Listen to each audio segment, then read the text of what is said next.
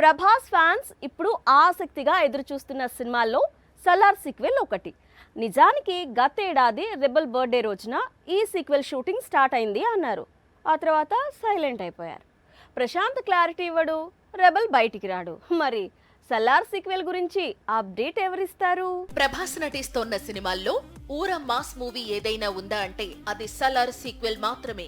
అందుకే ఓటీటీలో ఈ సినిమా రిలీజ్ అయినప్పటి నుంచి కంటిన్యూగా ట్రెండింగ్ లో నిలుస్తూ వస్తోంది. గతేడాది ప్రభాస్ పుట్టినరోజు కానుకగా సలార్ సీక్వెల్ షూటింగ్ స్టార్ట్ అయిందని ఘనంగా ప్రకటించాడు ప్రశాంత్ నీల్. మళ్లీ ఏమైందో ఏమో, ఈ సీక్వెల్ గురించి అప్డేట్ లేదు.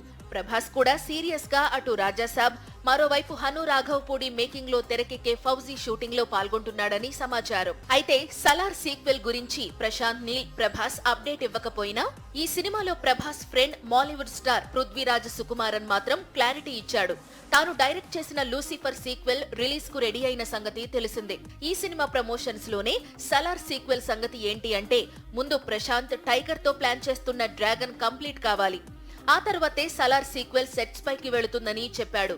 అంటే next year Salaar sequel sets పైకి వెళ్లే అవకాశాలు ఉన్నాయి.